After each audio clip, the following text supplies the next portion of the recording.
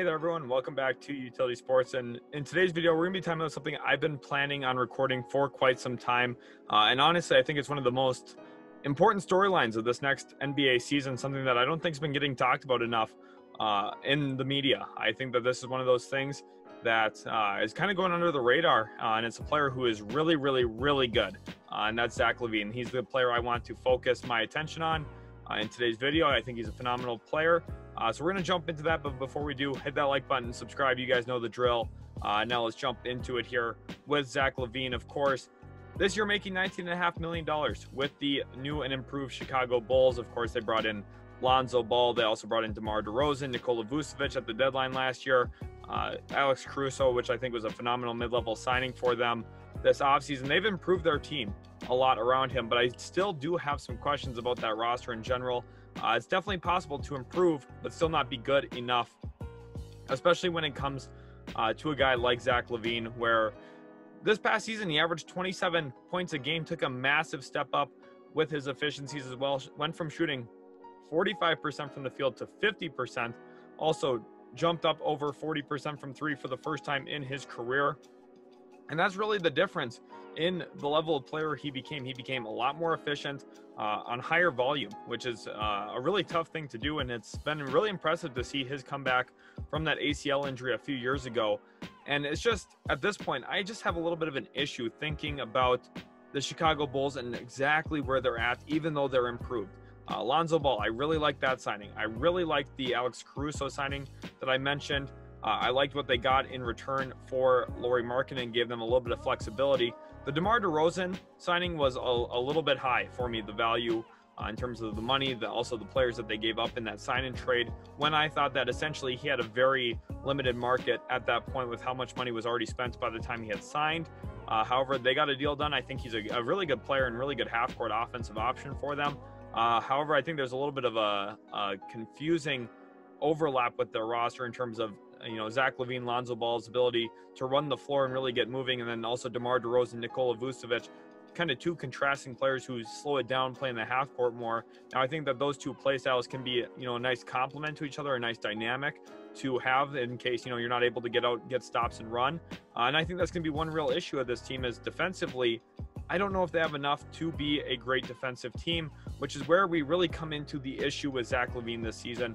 Like I said at the top of the show, he's on the final year of his contract, and with the NBA negotiation rules in terms of contract extensions, which he could sign technically up until October 20th this year, the start of the NBA season, he's only eligible to sign a contract extension of 120% of his current value, which means since he's playing at $19.5 million this year, he could have signed a contract as an extension for up to $23.5 million.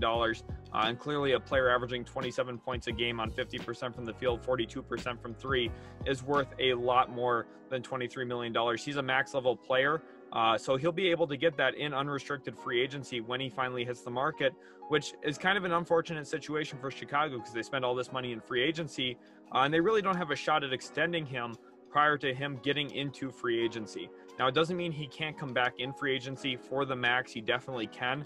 That is an option, but with the way the CBA is set up, he is extremely limited in terms of his ability to sign a contract extension that's really worth his value. We've seen a lot of players who are on team-friendly deals get hurt in this area, and I think Zach LaVine's the latest example of this, where he's not able to get the money he really deserves because of the way the CBA is set up. I think that's going to be a big point of emphasis for the NBPA the next time CBA negotiations come up to fruition. I believe that will actually start this December when they really start talking about that again.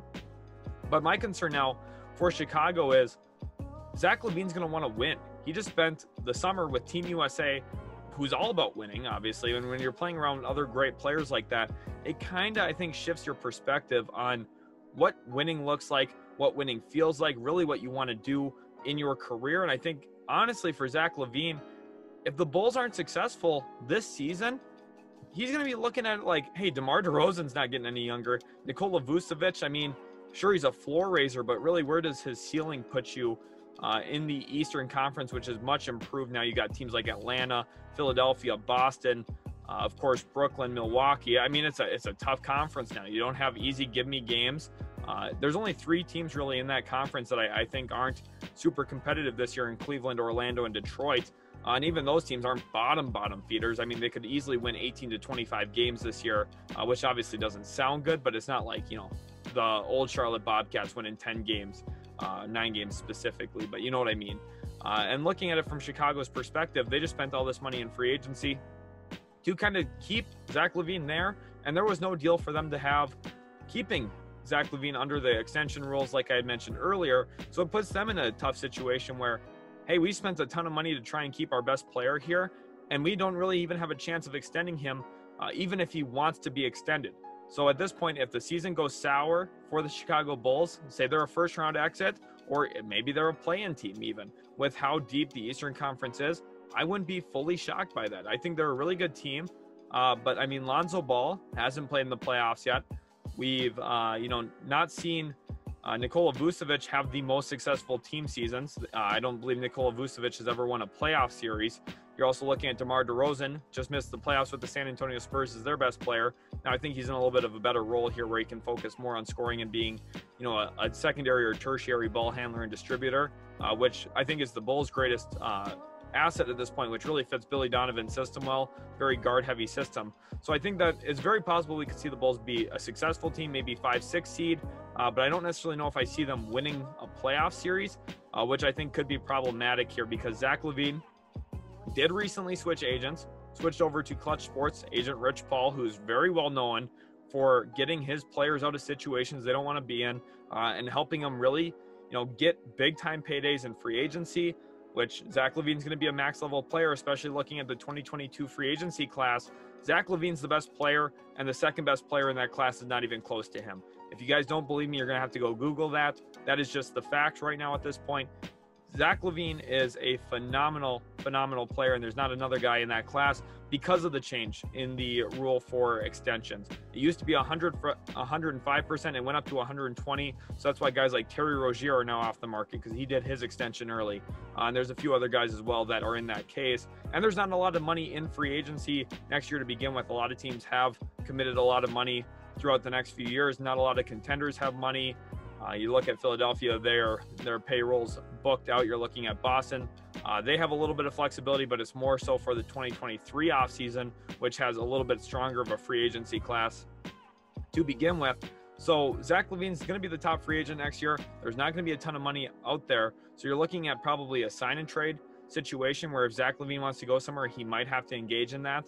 And I think there's a few sleeper teams out there. I think that the Dallas Mavericks make a ton of sense for Zach LaVine. He could be that perfect number 2 player next to Luka Doncic and make Kristaps Porzingis your third best offensive player. All of a sudden, you're looking at an extremely deadly trio with a lot of talent on the floor. I think Zach LaVine would be a perfect fit next to Luka Doncic. Also, the Sacramento Kings. I know they've got a lot of guards, but they were the team that originally signed Zach LaVine to that offer sheet that he's playing on right now, the 4-year, $78 million contract a few years back. That's what he's been playing on with the Chicago Bulls. They, of course, matched that offer sheet.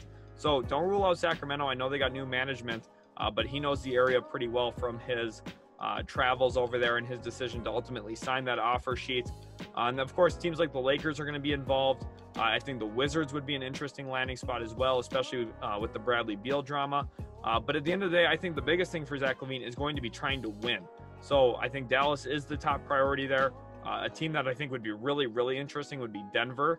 If he could find a way to go to Denver, he would be a phenomenal backcourt piece next to a Jamal Murray who's coming off of an ACL injury, and next to Nikola Jokic. The way that those two could complement each other in the half court offensively, I think would be extremely dynamic.